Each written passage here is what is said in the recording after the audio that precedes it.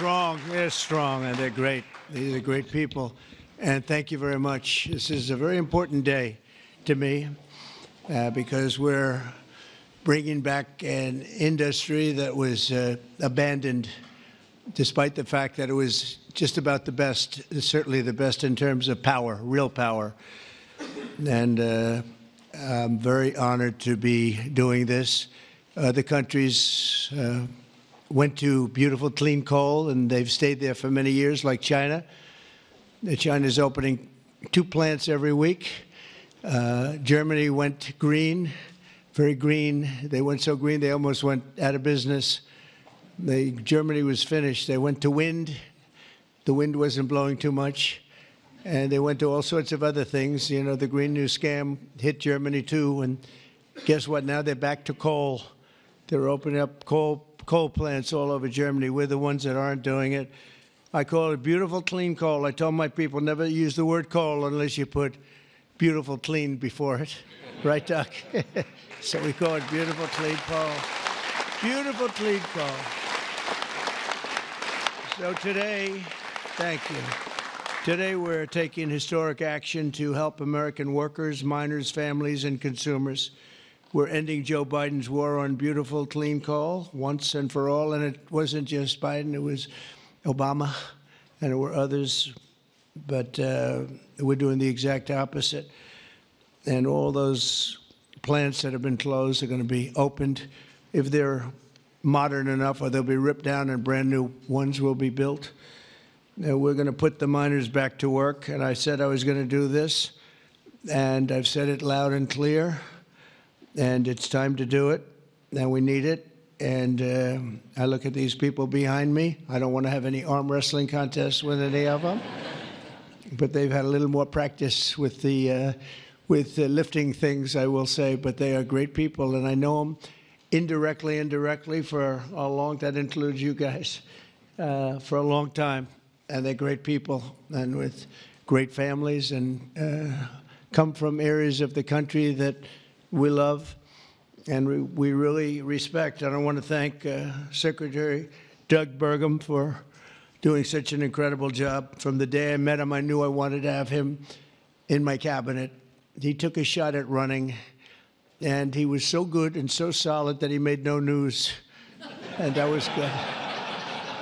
But I saw him, and I saw his beautiful wife, Catherine, and I said that they're going to be a team. They are a great team, and they're going to be working for this country someday.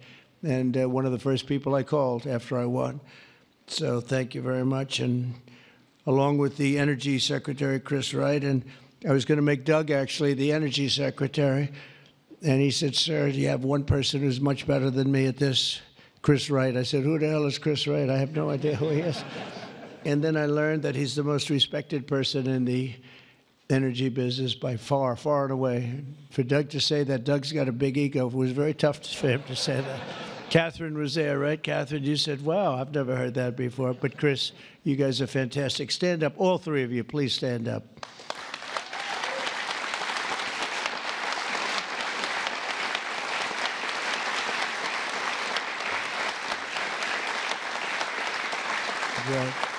Yeah, that's a great team. It's no better team than that. And they're going to produce energy the likes of which nobody's seen before. You know, we need to do the AI, all of this new technology that's coming online. We need more than double the energy, the electricity that we currently have. You take all of the electricity in the country right now for houses, for buildings, for everything.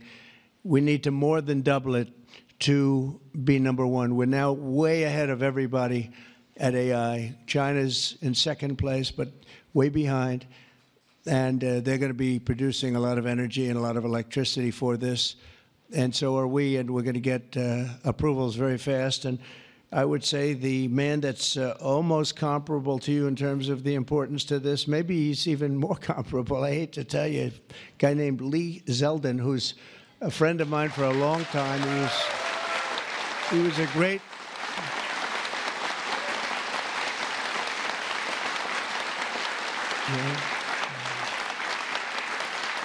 Lee was a great lawyer, and he ran for office, and he won immediately. I gave him a very important endorsement. He won for Congress in an area that was unwinnable. He couldn't have, they were all saying, why is he wasting his time? That's Democrat territory. And I liked Lee and knew Lee, and he ended up winning a seat in a massive upset. Nobody knew what happened, actually, and then he was there for a long time. How many years were you there? 8. 8 years, was very popular, and then he almost won the governorship of New York, which is lost by a few points, which was an amazing run. And I said, we got to get you in with us in some form, and we did. And he's head of the environmental agency, EPA, and doing a great job. And I said, if we have a nuclear power plant, Lee, can you get it approved in less than a month? He said, what? He said, I'll do it faster. And by the way, he'll do a fast job, but he's going to do also a great job. It's going to be an important job. We don't even smile about it, but you know, I've been involved in the approval process for a long time, having been in real estate, and you go years and years and years for absolutely nothing. And even in those days, I used to say, you know, this whole thing could have been approved in a week or 2 weeks or 3 weeks, and it would have been just as good. But they'd take you down on the path, and you'd spend years waiting, and then sometimes you get rejected. I wasn't rejected too much. I was the king of zoning. I did well, but it was such nonsense. It was so terrible. The process was so terrible. But this is the big leagues now, and he's the head person in the whole country, and I appreciate it, and I appreciate you doing it. And already they're respecting you very greatly. So thank you very much, Lee. Great job.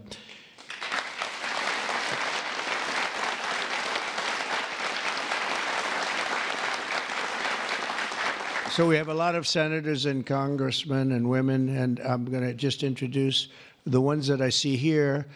Because you know, it's always a problem when I do this, because I leave 1 or 2 out, and that's the end. I never get their vote again. I never get their vote. It takes years to recover, but we'll give it a shot, because Senator John Barrasso, who's my friend and a great gentleman. Thank you very much, John, for being here.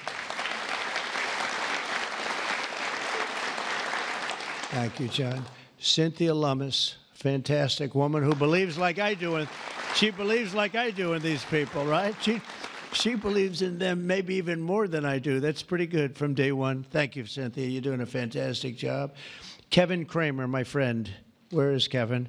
Because Kevin, I think he was here, because he had a problem, and I just will pay my respects. He wanted to be here so badly, but he had a difficult problem that he's working through, and we all love Kevin.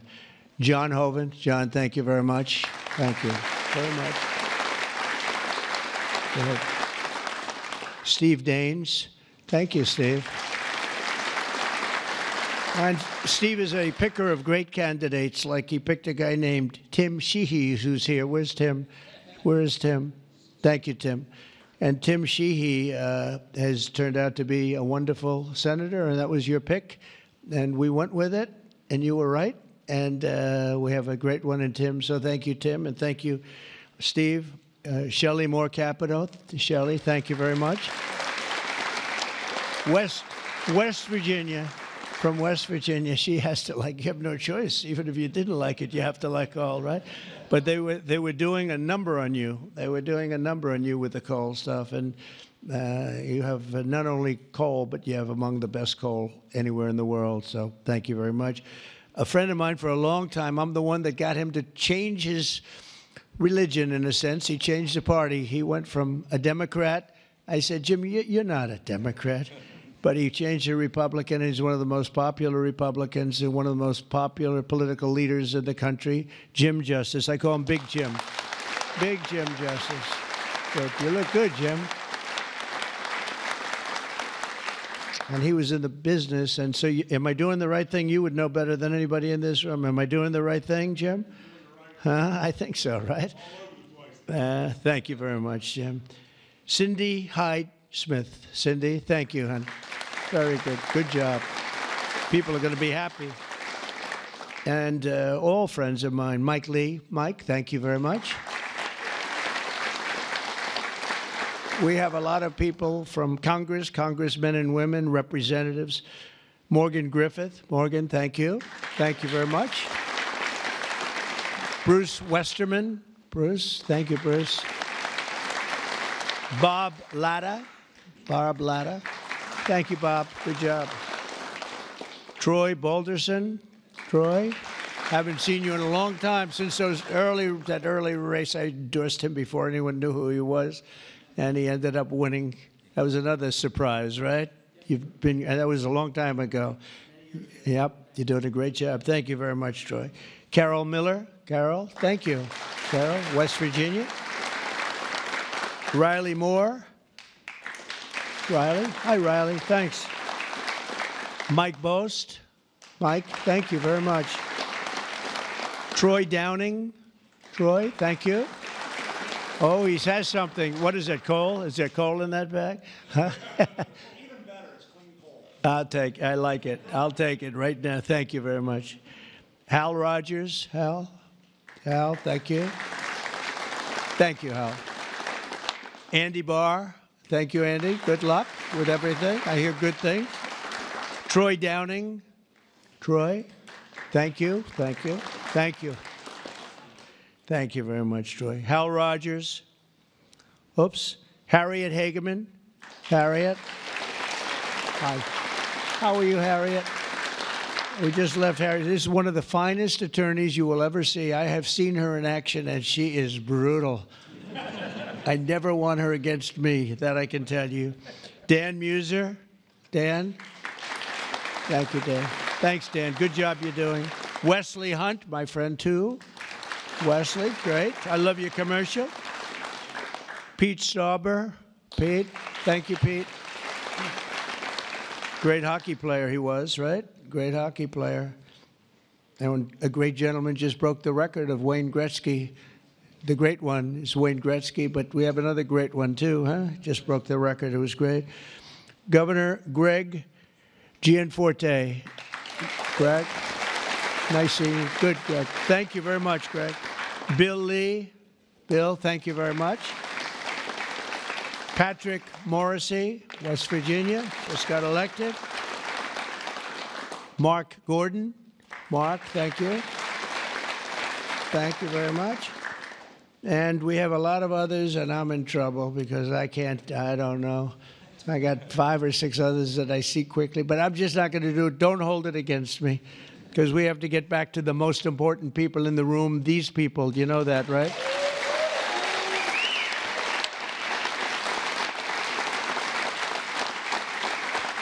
So the energy workers and the coal miners in the area that I'm standing on, and that's a lot of weight on this platform, so I don't know what's going to happen. I hope it's structurally designed for you guys. I don't know. But we have just really well-deserving, great American patriots, and it's such an honor to be here and making such a big move, such a bold move in energy. Because, you know, for years, people would just bemoan this industry and decimate the industry for absolutely no reason, because with modern technology and all of the other things that we do, it's one of the great forms of energy. That's why other countries, leading countries, are using it, some exclusively. For 4 long years, Joe Biden and congressional Democrats tried to abolish the American coal industry. They did everything in their power while he was awake, which wasn't much, shutting down dozens of coal plants, banning coal leases on federal lands, and putting thousands and thousands of coal miners out of work, destroying their lives, actually, destroying their lives. I'll never forget when I went to West Virginia, which I won by 48 points, I think, right? Big Jim, I won by 48 points. But in the first campaign, where Hillary Clinton was about 4 states too early, and she was talking about how bad coal was and how they were going to teach coal miners how to make widgets and gadgets and technology, which they didn't want to do. They want to mine. One thing I learned about the coal miners, that's what they want to do. You could give them a penthouse on Fifth Avenue and a different kind of a job, and they'd be unhappy. They want to mine coal. That's what they love to do. And she was going to put them in a high-tech industry where you make little cell phones and things. I don't know. Do you think he'd be good at that? I don't know. I wouldn't You don't want to be.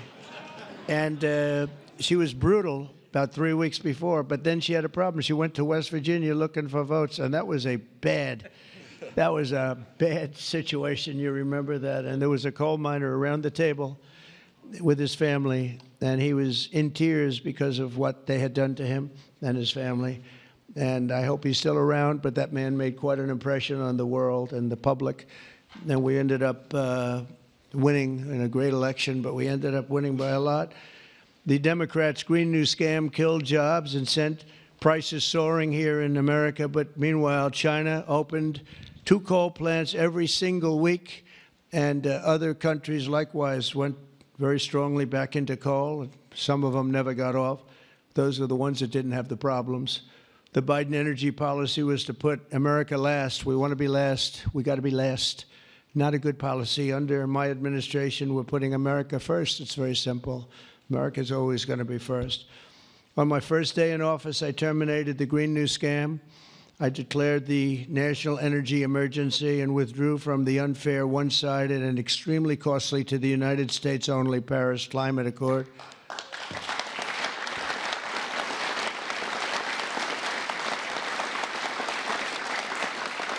You know, under the Paris Climate Accord, we had a terrible situation. We would have paid over $1 trillion. Think of it, over $1 trillion. And Russia was paying almost nothing. Russia had a 1992 standard. China was paying nothing. China didn't kick in until 2035. This was 5 years ago. So they didn't kick in for many years. India had no standard whatsoever. But we had the highest standard you could imagine, and we had to start paying from day one, and we had to pay lots of money. We paid for everything. So I was not a big fan of the Paris Accord, and I let it be known, and I got out of it early. Then they went back into it, and now we get back out of it. And hopefully we can be there for a long time, okay? A long time, because it was a scam to take money away from the United States and actually hurt us very badly with coal and with other things. Now, under the executive order that I will sign in a few moments, we're slashing unnecessary regulations that targeted the beautiful clean coal. We will rapidly expedite leases for coal mining on federal lands, and these 2 gentlemen are going to do a real job of it. You've already started. And we'll streamline permitting. We will end the government bias against coal, and we're going to unlock the sweeping authorities of Defense Production Act, the Defense Production Act, to turbocharge coal mining in America. They made it impossible. I know a friend of mine has a plant. He said, you know, it's a shame. I'm ripping it down and I'm replacing it with another form of energy. I won't tell you because it's also very good, but it's not as powerful as this. He said, you know, the plant I'm building, the new plant, is literally half as good.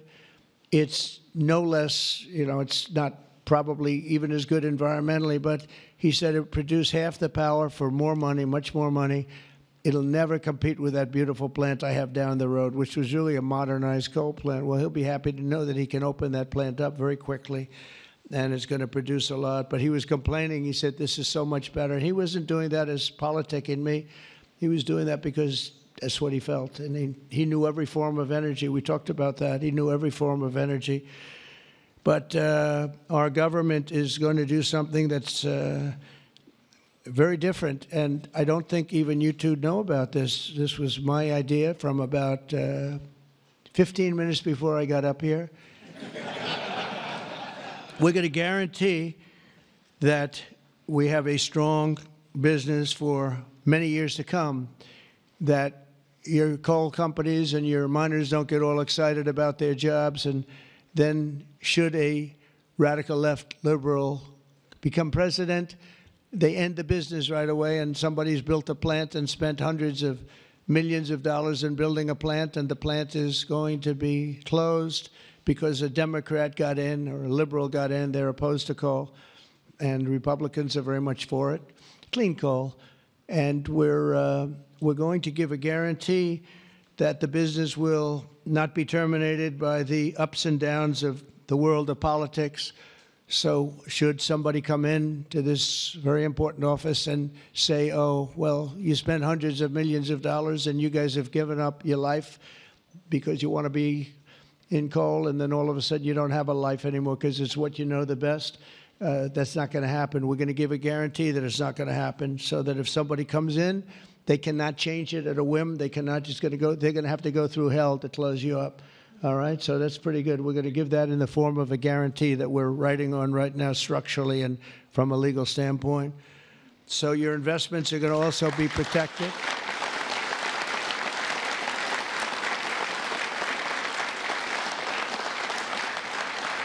And you're going to have no reason to be concerned about your future, your life, or your investment if you're a miner, as this great governor was a miner. Actually, he was one of the larger coal miners. He could fit up here very easily, you know, Big Jim.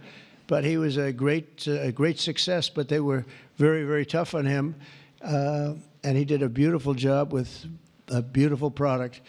Already, under our leadership, the Department of Interior has approved the expansion of the Spring Creek mine in Montana, supporting 280 coal mining jobs and unlocking over 40 million tons of coal. And there's more to come. Spring Creek, big one. And there's more to come in the states of Wyoming, Alabama, Utah, North Dakota, and many others. West Virginia, I can't believe they didn't put West Virginia down. It's lucky I mentioned that, right? Can you imagine if I didn't mention West Virginia? I would have been in big trouble. They didn't mark it down here. It's good to have a president like that that can pick that up, right? You think Joe Biden would have picked that up? I don't think so. Gee, they didn't mention West Virginia. I don't think so. I don't think he'd be standing up here either. The value of untapped coal in our country is 100 times greater than the value of all the gold at Fort Knox. And we're going to unleash it and make America rich and powerful again. Under this order, I'm also directing Secretary Wright to use billions of dollars in federal funding to invest in the next generation of coal technology, which is an amazing technology in terms of getting the full potential of coal and also doing it in a very clean, environmental way. Pound for pound, coal is the single most reliable, durable, secure, and powerful form of energy there is on Earth today. It's a big statement. You never hear those statements, you know. You've never heard that before from a politician, have you? Well, maybe from that politician, but not too many. But that's the way it is. I say it again. Pound for pound, coal is the single most reliable, durable, secure, and powerful form of energy. It's cheap, incredibly efficient, high density, and it's almost indestructible. You could drop a bomb on it, and it's going to be there for you to use the next day, which you can't say with any other form of energy. You're virtually indestructible. Most importantly, we have more of it here in America than anywhere else on Earth. We have more coal than any other country. You go to Australia, they have fantastic amounts of coal. You know who they sell it to? China. They sell it to China. They're nearby. They sell a lot of it to China. But we have more than anywhere else on Earth. We also have more liquid gold than anywhere on Earth. So we're really an energy behemoth, but we're unleashing that also. That's going to be another part. But I didn't even want to mention that. It's not down here because I didn't want to mention today is about clean, beautiful coal. So I'm going to give this to you. This big guy. Should I give it to him? Yeah. You take that. Thank you, Mr. President. Okay.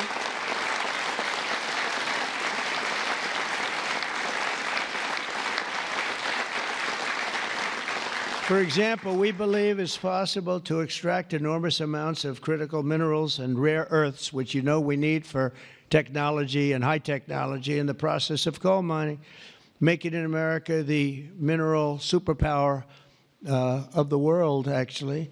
In addition, I'm instructing the Department of Justice to identify and fight every single unconstitutional state or local regulation that's putting our coal miners out of business, and we are withdrawing all of those objections from our government today. It's all being withdrawn. So all of you people that have been fighting for your lives, we are withdrawing all of that today. We have excellent lawyers, excellent. Have you noticed that lots of law firms have been signing up with Trump?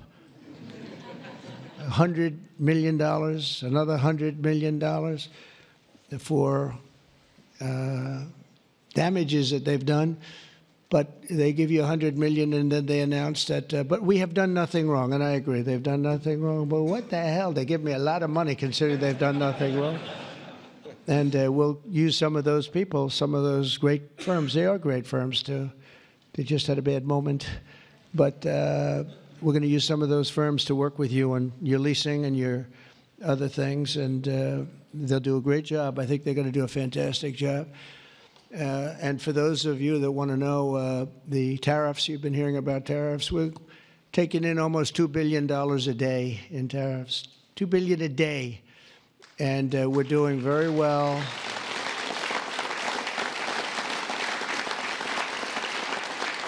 And we're doing very well in making, I call them tailored deals, not off the rack. These are tailored, highly tailored deals.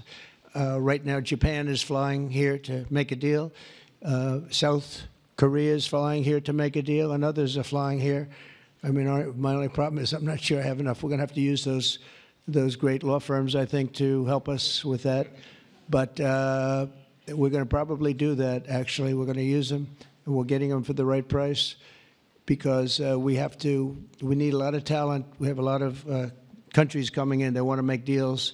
If I told them about making those deals 2 years ago or 3 years ago or 5 years ago, they'd be laughing at us. Now they're all signing up. Mike, you know that. So it's going to be a great thing. But we're think of that, $2 billion a day. That's a lot of money. That's a lot of money even in the coal business, isn't it? Huh? It's a lot of money. And America is going to be very rich again very soon. You're going to see that happening. You see it all along. And it's so that whole situation that, you know, it was somewhat explosive. But if we didn't do that, we wouldn't be talking the way we're talking right now. It's been amazing what's happened. Sometimes you have to mix it up a little bit, but we've had great consideration. We've had talks with many countries, over 70. They all want to come in. Our problem is can't see that many that fast.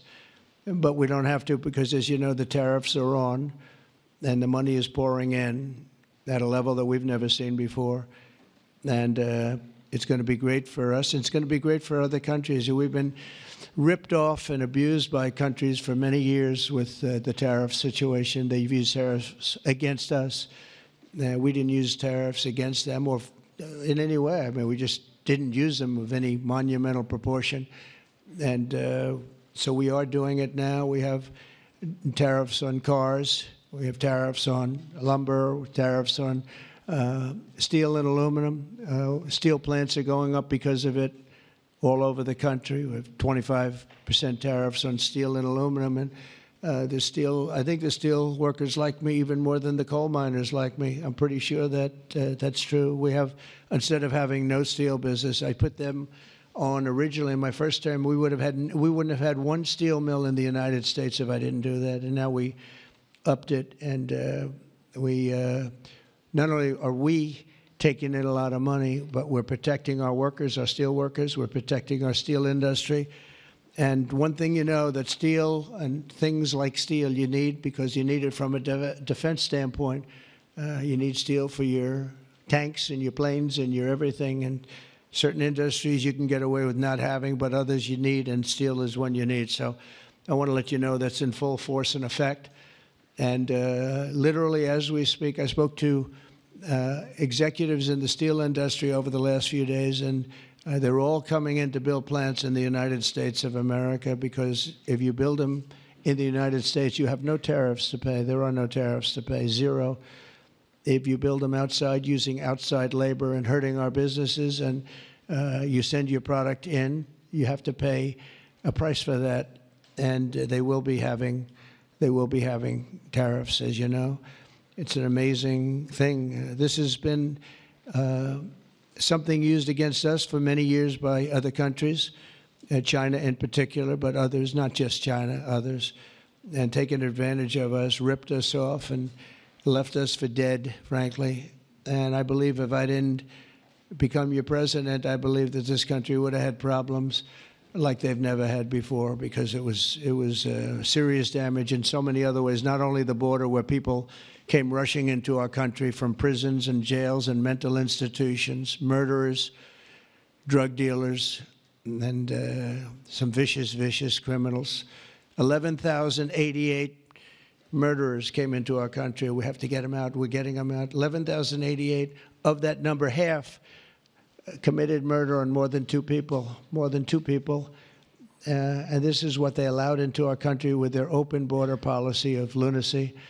And we're taking care of that just like we're taking care of you today. We're taking care of that. I want to thank Kristi Noem and Tom Homan for doing an unbelievable job. The whole thing is the job they're doing is incredible. It's really an unforced error. It should have never happened that we have to be spending such time and resources, Mr. Senator, right, on getting people out of our country that shouldn't be here. I mean, literally from mental institutions, insane asylums were opened up and emptied into our country. Prisons from all over the world, not just South America, prisons from, think of this, from Africa, the Congo, a lot of people from the Congo, prisons in the Congo, prisons from Asia, from all over were opened up. And I knew that when I heard it was an open border policy. I said, if you do that, every country is going to be dumping people that they don't want into our country, and that's what's happened, but we're cleaning it out. And the courts, we had a good decision, as you know, from the Supreme Court, allowing us to do that. We have judges that didn't want us to do it. We have judges that wanted the very evil gang members from Trendy, Iroquois, and MS-13. They didn't want them taken out of the country and put in very powerful prisons. When you look, you've all seen those clips, pretty amazing clips. But I want to thank El Salvador. They've done an incredible job. But we've been fortunately winning those cases. But we have judges that are out of control that say, oh, bring them back, bring them back. We don't want them back. We don't want them back. Can you imagine? You spend all of that time, energy, and money on getting them out, and then you have a judge that sits there, a local judge who sits there, federal judges, sit there and says, no, bring them back. One was brought back, or they want to bring him back because he wasn't a member of Tren de Iroquois. He was a member of MS-13, which is just as bad. So they misidentified him, but it sounds to me like he was a member of MS-13, so they want him brought back because he wasn't treated properly. It's we got to be smart. Our country's got to get a lot smarter than it is, but we have to give the people that are empowered to do this kind of work, and it's not pleasant work. We have to give them the option of making our country great again, and that's what they're doing, and I have great respect for those people. And they're doing it out of love. They could get a much easier job. They're doing it out of love for our country. It's so important, just like I'm doing this with coal today for love for our country.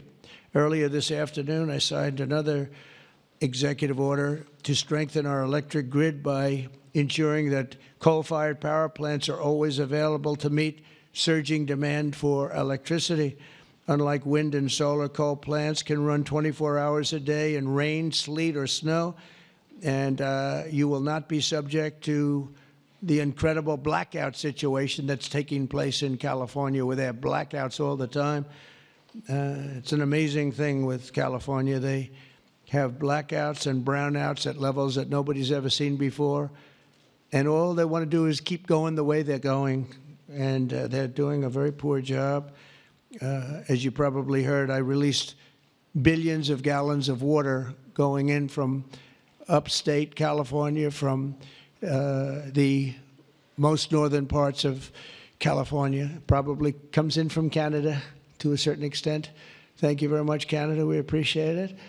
And I released it. It was being sent out to the Pacific Ocean. I've been working on Gavin and some of the politicians for years, and they didn't want to do that because they were protecting a smelt, a fish that was perhaps in trouble, but it's not unique to that area. And because of that, you had numbers, you had fires. Nobody's ever seen anything like what happened. Think of what it would have been like if you had fire hydrants that had water in them, if you had sprinkler systems in houses. A lot of these luxury houses where they had beautiful sprinkler systems, there was no water. They had no water to put out the fires. Water is very good for putting out fires, you know. They just didn't learn it. But we now have millions of gallons, billions actually, they say, of gallons of water pouring into California from the Pacific Northwest, I guess they would say, mostly Pacific Northwest, but other parts of the northern sections of California and beyond.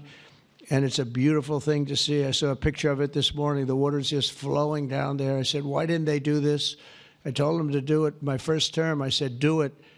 And I don't know. I think the second term is just more powerful. They do it. When I say do it, they do it, right? And we actually had to do some pretty strong things to get them to open it up. They had, think of this, they had all that water pouring out right into the Pacific. They had a big valve, like a giant valve as big as this room, and they turned the valve. Takes 1 day to turn it, and they face it toward the Pacific Ocean, and the water, all that was coming down, all millions and millions of gallons coming down, they put it into the Pacific Ocean, which for the Pacific Ocean is like a drop of water. But for California, it would have been unbelievable. So we did it. I'm very proud of the fact that we did it. We did that against a lot of heat and a lot of environmental nonsense.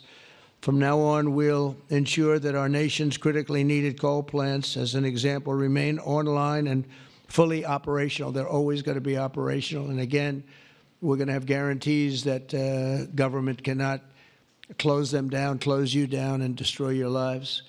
To that end, I'm also instructing Secretary Wright to save the Cholla coal plant in Arizona, big plant, which has been slated for destruction.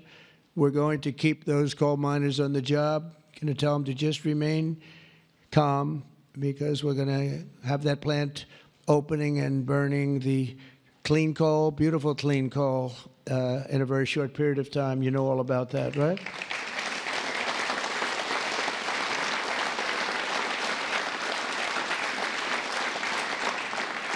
That's a big one. As part of our historic deregulatory efforts this afternoon, I'm also granting immediate relief to 47 companies operating 66 coal plants, very big ones all over the country, recusing and making them available for coal production almost in the immediate future. But we're going to be crushing Biden-era environmental restrictions.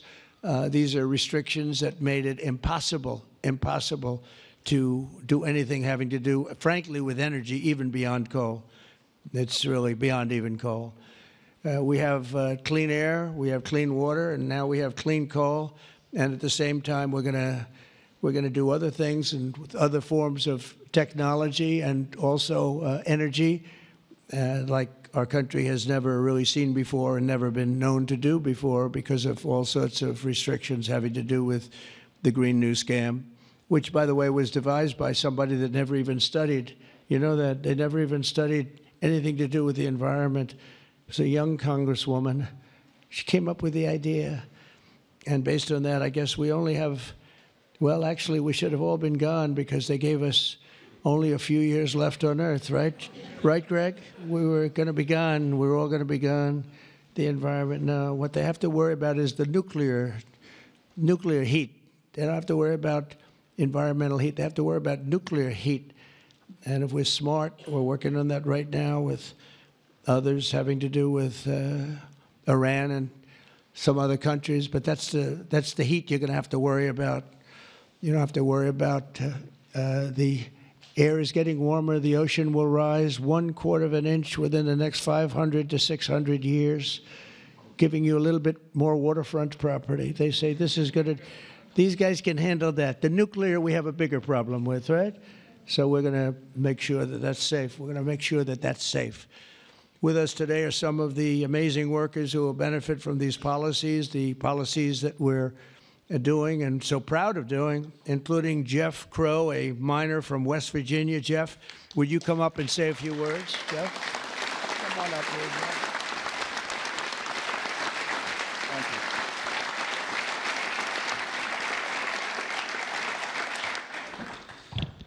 Good afternoon, Mr. President.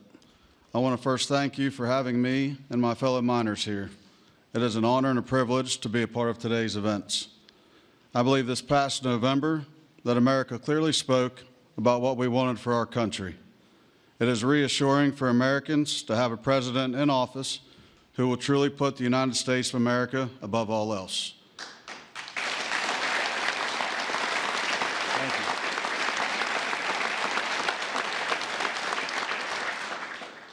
With putting America first, you have spoken numerous times about energy independence.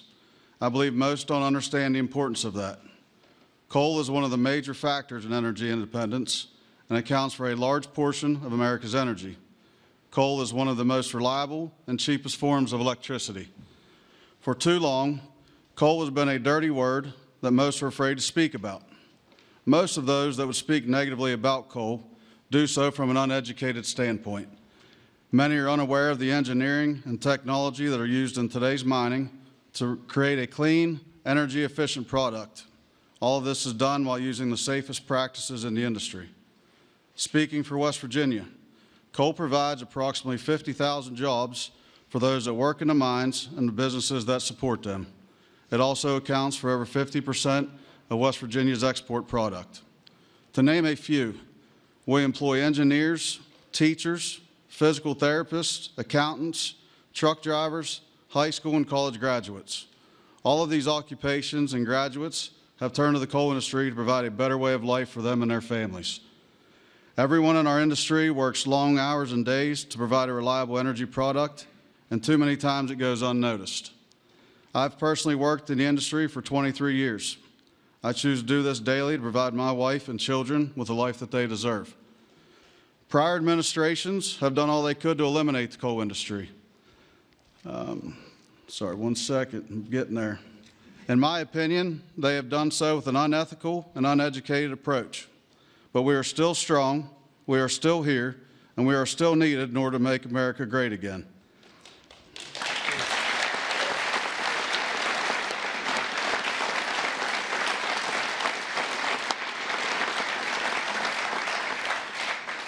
Having a president and an administration that understands the need and importance of coal is more than appreciated. It gives the industry a form of reassurance to know that we have a president in place that supports us. For my family, to the over 3,000 employees of ACNR, and for the coal companies, miners, and businesses throughout our great country that rely on the coal industry, we say thank you for your continued support.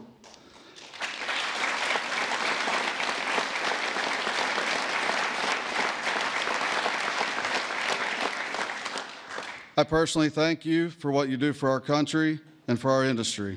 It has been my pleasure to be here today to help you usher in the golden age of America. That's good. Thank you. Thank you. Thank you. Appreciate that. Thank you.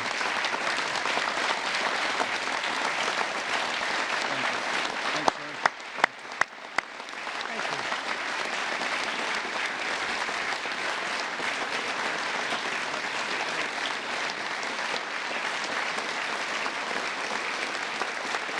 You did a good job. Let me have that speech. I want to have that. Yes, sir. I had a couple of good lines in there when I came up. No, actually, what I want to do, I'm going to sign it for you because I mean, he worked hard. Look at it, and look how good his eyes must be to read that. I lost it once. And hopefully you can sell it tonight for a lot of money. No,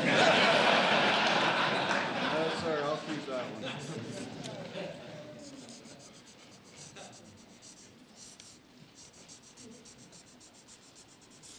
That's great. Thank you very much.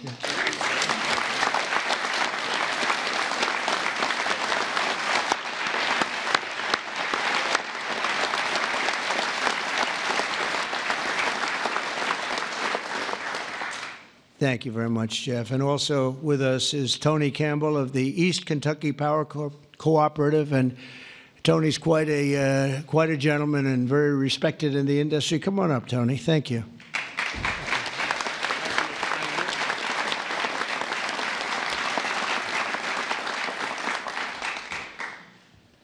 Mr. President, on behalf of East Kentucky Power Cooperative, the National Rural Electric Cooperative Association, and electric cooperatives across this America, thank you for your leadership to restore American energy dominance.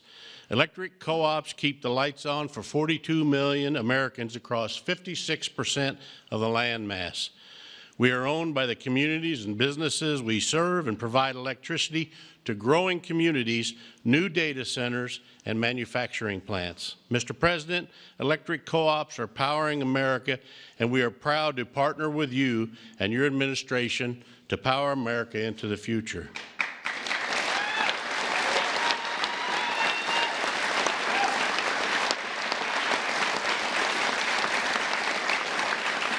Our electric cooperatives in Kentucky understands the importance of reliable, affordable, and American-made energy, especially coal and natural gas. Coal fuels most of the electricity generated by our cooperative. America must keep coal plants open and running to ensure reliable electricity when we need it most. To meet growing demand over the next decade and ensure fuel security, America will need more always available electric generation power, such as coal. And we want to recognize the hardworking American men, women that support our mission. To all America's line workers, our coal miners, thank you for your dedicated service to our country.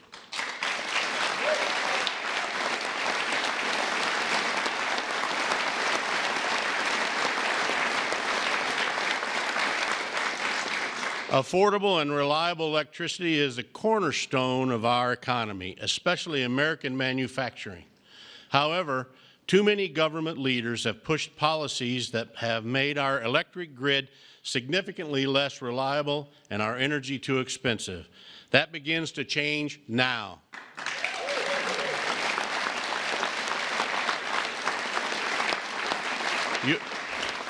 Your actions today will prevent the premature closing of essential power plants and help us meet tomorrow's energy needs. And they will help us continue to deliver reliable, safe, and affordable electricity. Mr. President, thank you in particular for providing immediate, much-needed relief from the Biden EPA regulations that would force the shutdown of critical coal units.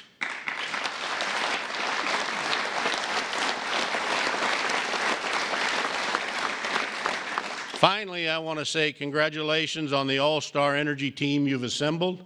Electric co-ops have already been working with Secretaries Burgum, Wright, and Rollins, and Administrator Zeldin, and we are excited for all we can accomplish together. Mr. President, thank you again for your actions today and for your support for the electric cooperatives as we work to keep the lights on in America. Thank you, Mr. President.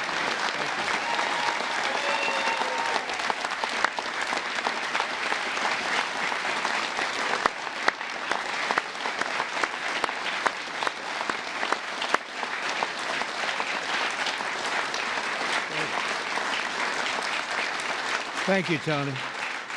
Thank you very much, Tony. Appreciate it. Every day under the Trump administration, we will continue to lower costs for American families, create jobs for American workers, and very importantly, unlock unlimited amounts of affordable American energy, including, as I said, and I'll say for the last time, beautiful, clean coal. Our country is blessed.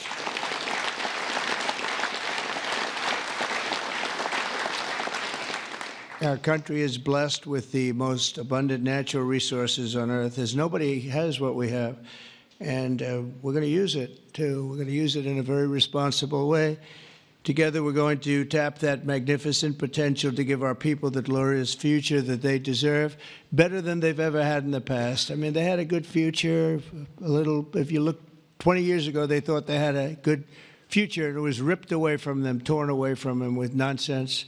And we're not going to let that happen. This is going to be a glorious future for them. And I want to thank everybody for being here. And I want to thank you and you and you and that whole group and our senators, by the way, and our great congressmen and women for being here in such a large number, because you've been helping us make these decisions. These are big decisions, and this is a really big one. And this is one that's going to be, I think we're going to look back and with great pride at what we've done today, not just in putting people to work, but at really reawakening our country. And thank you very much, and thank you all for being here. Thank you very much. Thank you very much.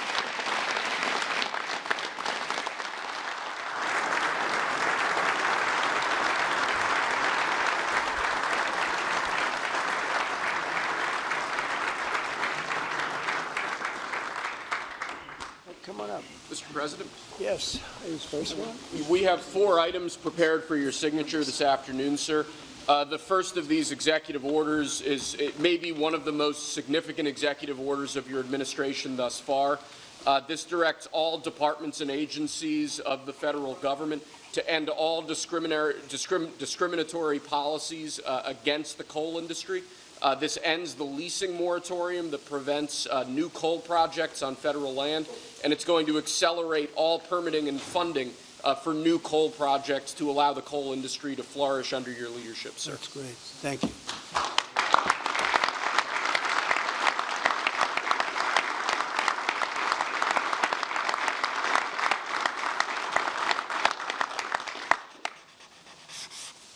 Okay.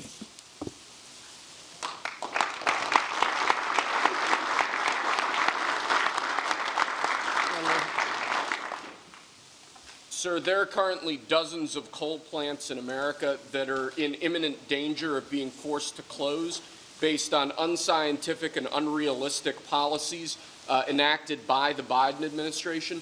What we're going to do is essentially impose a moratorium on those policies taking effect to protect coal plants that are currently operating, to ensure that they're able to continue producing power and continue providing jobs to Americans in the coal industry. Great. Thank you very much.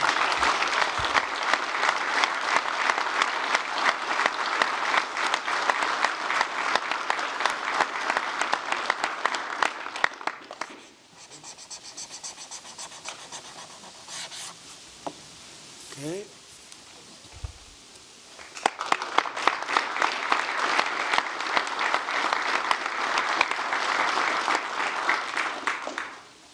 Sir, you've made grid reliability and security a key focus of this administration. This executive order is going to promote grid security and reliability by ensuring in part that our grid policies are focused on secure and effective energy production and energy transmission, as opposed to woke policies that discriminate against secure sources of power like coal and other fossil fuels.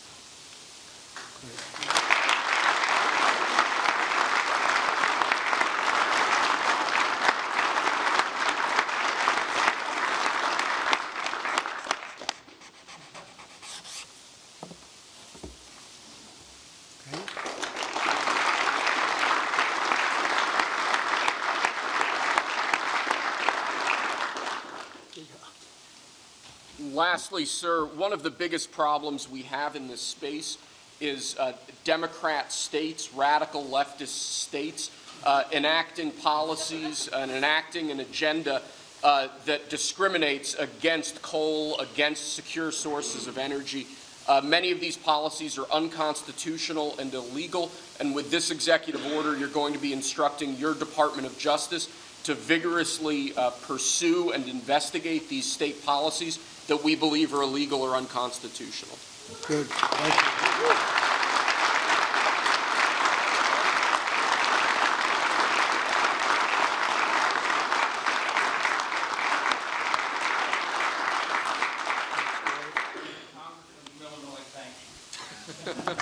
Thank you very much. Great job. He went to Harvard when Harvard was good. It was a while ago.